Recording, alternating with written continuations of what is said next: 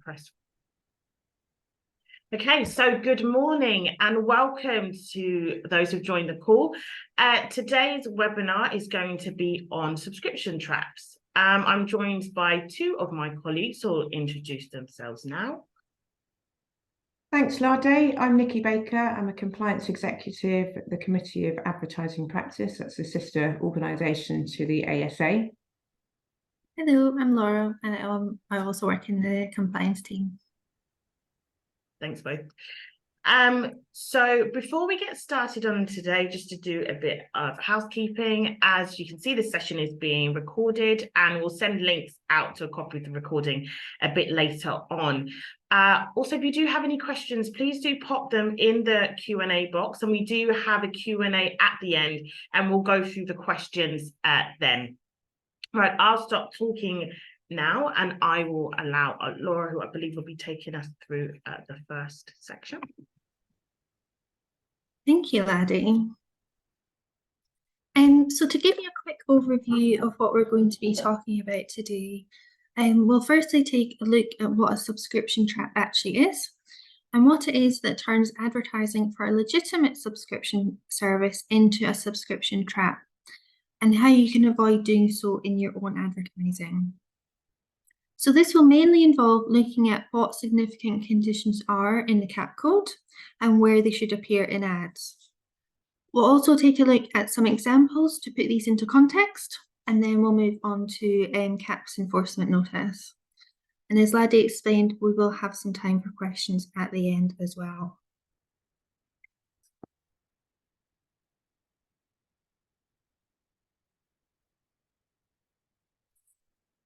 So having a free trial or an introductory offer for a subscription service can be a great way for consumers to try out new products or services. And it's not inherently problematic for advertisers to offer them. But what makes a promotional offer become a subscription trap? So a subscription trap is where consumers get trapped into an ongoing commitment after signing up, without knowing the details about that subscription before they've done so. So usually that means if a consumer doesn't cancel the trial, and often within the free trial period, they become liable to make a payment or ongoing payments as part of the subscription plan for what they've signed up for, either knowingly or unknowingly.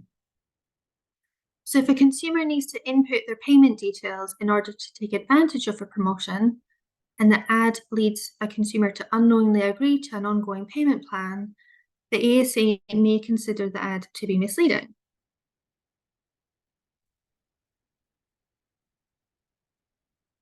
So a subscription trap can usually happen for two reasons.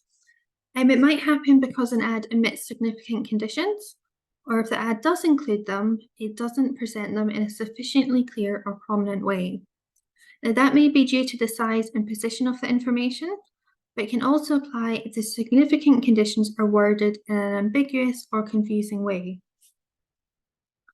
And it's always a good idea to double check any advertising you have for a promotional offer, because often the ASA will see ads which may include incorrect information, and that's perhaps just due to error. So for example, a closing date might be stated, but it's not the correct one. So a key thing to keep in mind is for advertisers need to be thinking about any significant conditions, if they're stated, if they're clear, and if they're correct.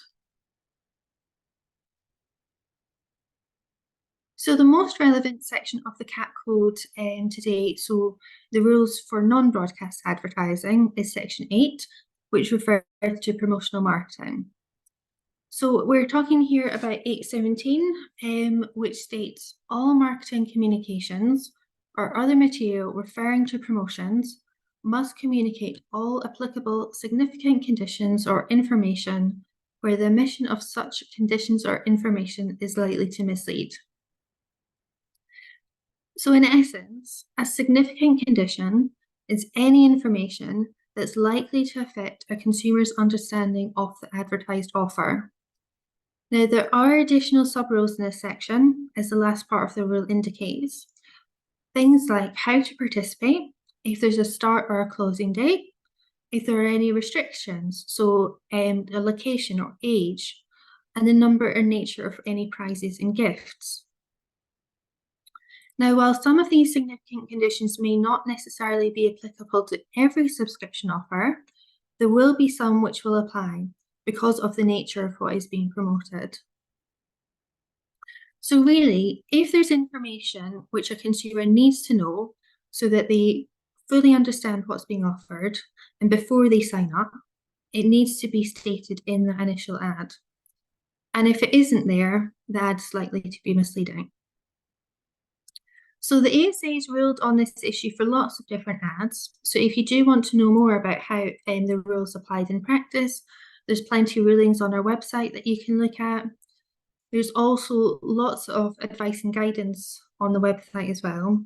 So both for promotional marketing more generally, but also specifically about subscription traps. So CAP previously issued guidance in 2017 about free trials or promotional subscription offers, and that was based on previous ASA rulings and research. So the guidance includes information about what needs to be included so that consumers understand what they're signing up for. So things like whether the subscription starts automatically after a trial unless it's cancelled, if there are any significant costs to participate, the extent of a financial commitment if the subscription isn't cancelled during the trial, and how consumers can cancel if the arrangements for doing so are different from what a consumer might reasonably expect. So these, as I say, these aren't the only significant conditions that would need to be included, but they were identified that the significant conditions which usually would need to be included so consumers understand what's on offer.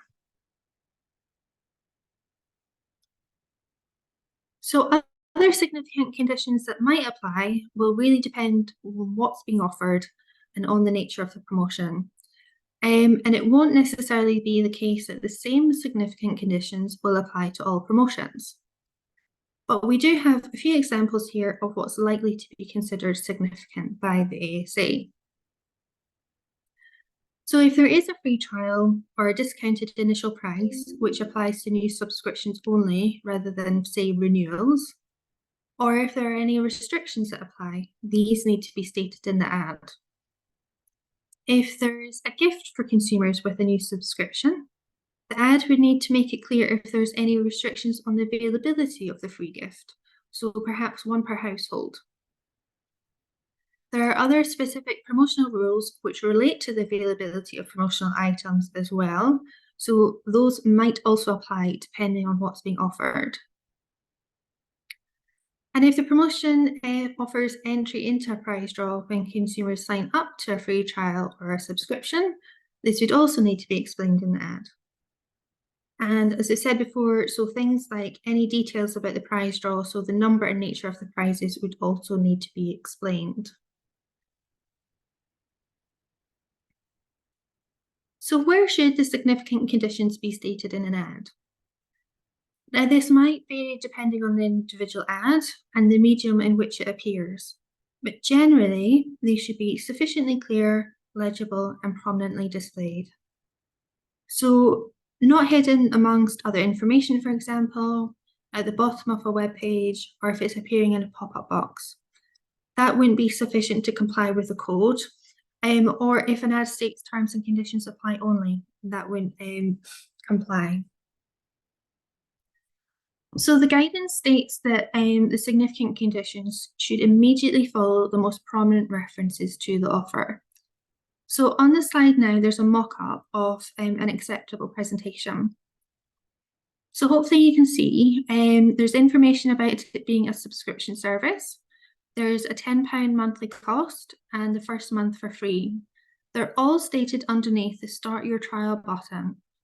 So this information is prominently displayed. It's clear what the conditions are and the text is legible. Now for some media, so a website, for example, there may be multiple references to the free trial or subscription offer. So for additional less prominent references, ads should ensure no free trial or promotional claims for the subscription offer that appear elsewhere in the ad are likely to mislead about the offer. So, for example, it might be acceptable to use an asterisk that appears next to those less prominent references to direct consumers to qualifying information on the same page. A key thing to take into consideration is the ASA assesses ads on a case-by-case basis, and they do take the context of the whole ad into consideration. So for the majority of ads, there will likely be enough space to state any significant conditions. So things like emails, websites, press ads, or text messages. The majority of social media platforms now include a large enough character size limit to include any significant conditions. But if not, it might be acceptable to include an image in a post, which would include that information as well. So if an ad is significantly limited by time or space, Code Rule 818 states that it must include as much information about significant conditions as practicable and direct consumers to an easily accessible alternative source where they are prominently stated. So this rule will likely only apply in very limited situations and to very limited media types. So perhaps a sponsored ad on a search engine site or an extremely small banner ad. It's really important to note, though, that what the ASA considers to be an ad being limited in time or space might be different to what an advertiser believes is limited in time or space. So if it's not possible to include the significant conditions in an ad, advertisers should carefully consider whether it's appropriate for a promotion to be advertised in that type of media. So we've been talking about free trials and subscriptions so far, because they're the most common types of subscription traps the ASA has ruled on. But what about subscription services more generally? So even if they don't advertise a promotion, the ASA can still consider ads for them to be misleading under Section 3 of the CAT Code, which is largely reflective of the consumer protection regulations, so the CPRs. If you're advertising a subscription in broadcast media, so TV or radio, it would be the BCAT rules which would apply. The guidance that we've been talking about so far relates to non-broadcast advertising, but the ASA has previously adopted similar principles for broadcast ads, so that's something to keep in mind as well. So ads need to include all material information which a consumer needs to make an informed decision, and they shouldn't mislead consumers by omitting that material information, by hiding it or presenting it in an unclear, unintelligible, ambiguous, or untimely manner. And material information is information that consumers need to make an informed decision in relation to a product. So an ad would still need to state any significant limitations or qualifications, and if there are any qualifications, they can clarify but not contradict the claims they seek to qualify. So even though the ASA may be assessing an ad using different code rules, if it's a non-promotional subscription service, the principles are very similar to those that we were talking about earlier, even though they are different sections of the code. So things like not presenting any important information unclearly, not hiding it and omitting it. And now I'm going to hand you over to Nikki. Thank you. Thank you very much, Laura. So I'm now going to walk you through a few examples to try and bring these rules to life and provide you with a little bit more real-world context. So the first example that you can see here was an ad which appeared on Facebook for British Railway Modelling magazine. And as you can see on the slide, the ad states a £60 goodie bag, ticket to Wally and 5 issues, all for just £5. Click here to claim this ridiculous offer. And then there's further text here which states free entry plus free goodie bag and free entry into our prize draw, 5 issues for £5. So The complainant in this case challenged whether this ad was misleading because they found that readers would actually be tied into a yearly subscription to the magazine, and they felt that the ad hadn't made this information clear at all. And in this case, after signing up and receiving the first 5 issues, consumers would then automatically be charged for the subscription by a direct debit, and the cost jumped right up to £12.49 per quarter. The advertiser involved did reply to the inquiry from the ASA, and they said that the landing page that they'd linked to from this Facebook ad apparently clearly stated that the offer then moved the consumer to a quarterly direct debit of £12.49 after the first 5 issues that were advertised. The advertiser also said that on the landing page that this Facebook ad linked to, there were lots of mentions of the word subscription or subscribe, so the advertiser felt that this was clear enough to the consumer. And they also explained that consumers were able to cancel at any time just by calling up to cancel. However, the ASA decided to uphold these complaints because although information about the subscription terms were indeed on that landing page, it wasn't included within the main body of the ad itself on Facebook. So, as Laura's just discussed, information about the length of the subscription term and the associated cost or direct debit charges would be considered to be material information that would be very likely to influence a consumer's transactional decision about the promotion. So that material information would need to be made sufficiently clear in the initial advertising of the offer. And so ultimately, in this case, the ASA concluded that the omission of that material information from this ad, specifically the subscription cost and the minimum term, was misleading and it therefore breached the code. So the next example I wanted to show you is, so this time it's for a beer subscription box. So it sounds like fun, but this example features a leaflet which stated free case of craft beer, exclusive free pack of 8 craft beers from the UK's #1 craft beer club. And the leaflet also featured a red bubble with the text £5.95 plus post and packaging. So to redeem the offer, a consumer would have to pay for post and packaging, fair enough. But actually, paying for the post and packaging would involve inputting payment details in order to do so. So you can probably imagine where this is going. And indeed, upon digging into this a little further, our complainant found that in order to claim the free crate of beer, they'd have to enrol onto a paid-for subscription. And during the course of the ASA investigation here, we found that in order for consumers to claim the free crate of beer, as promised in this leaflet, not only would they have to pay for post and packaging, but they'd also have to agree to enrol onto a paid-for subscription service, which costs £24 a month, which is quite significant. So in order to avoid that cost, a consumer would have to cancel their subscription at least 2 days before the 28-day billing period. So you can see on the back of the leaflet here too, which features a further reference to a free crate of beer, as well as a prominent graphical illustration outlining what consumers have to do to obtain it. But the focus of the leaflet is so clearly on the free crate of beer, and it fails to make it sufficiently clear that this offer was very much conditional upon consumers agreeing to subscribe to a paid-for membership service.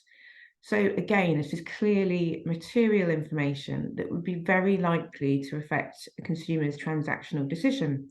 And because this leaflet failed to make that material information clear, the ASA considered that it was misleading. So hopefully we've covered in enough detail now the main issues that we tend to see in terms of advertising, subscriptions and promotions. And mainly this is to do with including all of the significant conditions or material information that a consumer would need in order to make a decision. However, it's also really important to remember that the whole code will apply to your ads, and there might well be other things that advertisers will need to consider too. So as we know, there are lots of different types of products that consumers can buy on subscription now. I mean, we've seen examples for magazines and for beers, but at the ASA, we've also seen ads for coffee subscription services or other alcohol products like gin, or perhaps food subscription boxes, and even things like children's toys. So depending on what it is you're offering, it's really important to make sure that your ad complies with all of the relevant code rules. And so to that end, as an advertiser, it's always worth familiarising yourself with the code in its entirety.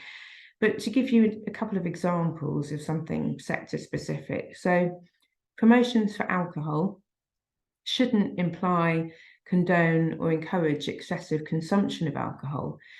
And this could be a risk if you're advertising a regular delivery of alcohol. So it's just something to watch out for. And there are other alcohol rules in section 16 of the code which will also apply. For example, not linking alcohol ads with things like sexual success or implying that alcohol is a key component to the success of a social event.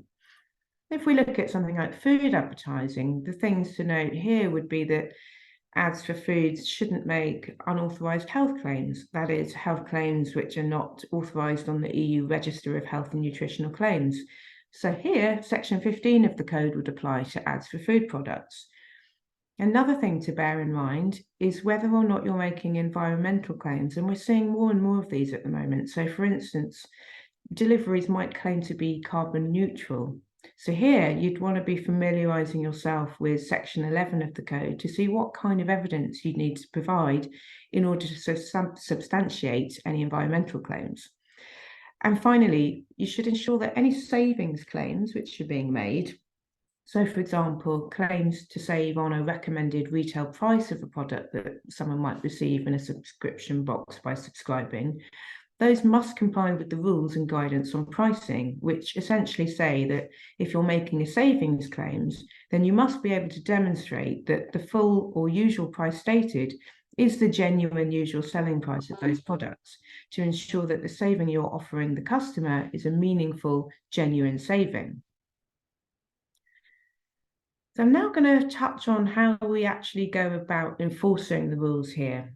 So we in the compliance team periodically issue what we call enforcement notices, and these are effectively formally published PDFs or notices or documents or pieces of guidance that might go out to a particular sector or industry or relevant advertisers within an industry, but essentially they aim to outline an issue that has come to the ASA's attention and put relevant advertisers on notice to get their houses in order and ultimately ensure a level playing field.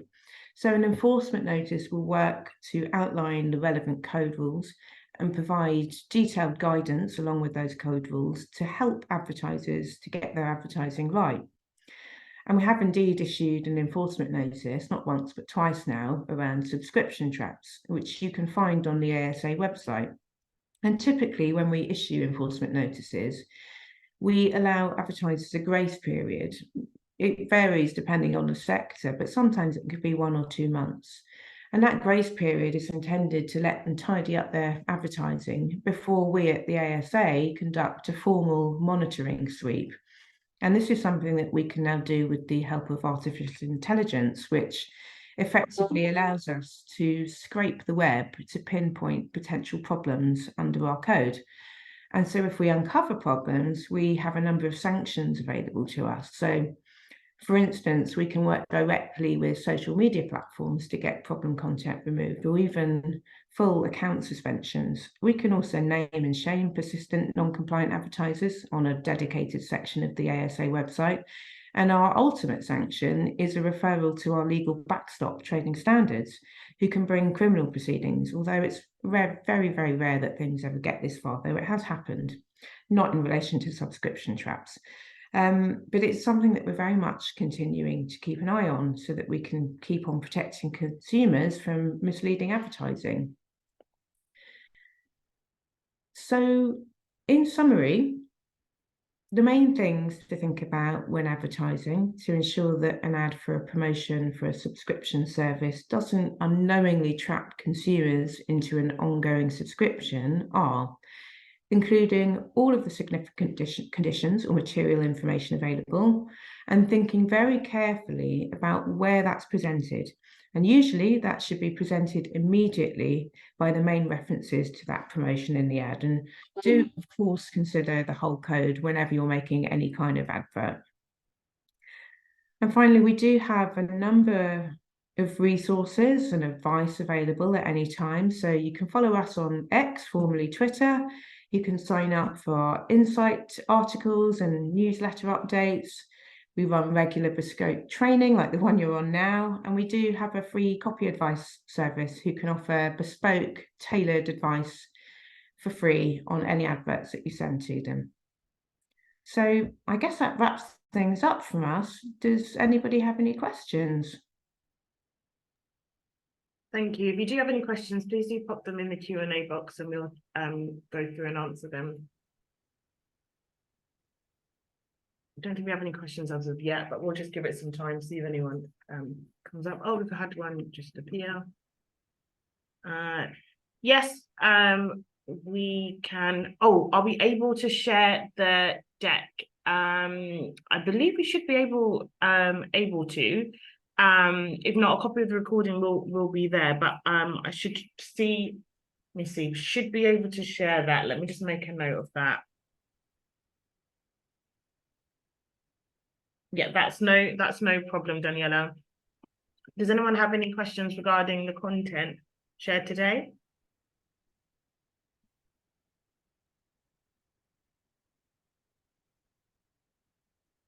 Give it a few moments.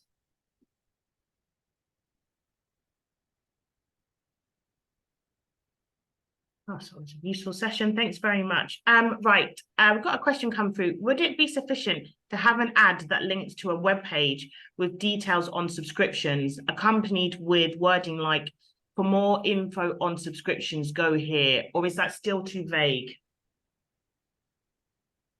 I would say it is potentially a bit vague because it's not explicit enough that this is a subscription enrollment.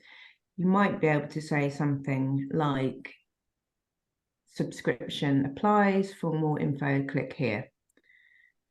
Again, if you have a particular ad that you want to run past us, please do feel free to run it through our copy advice team who can look at the whole piece in context. And just to remind people, our copy advice service is free and they do aim to respond to advertisers within 24 hours if there are any particular campaigns that you want to run past us.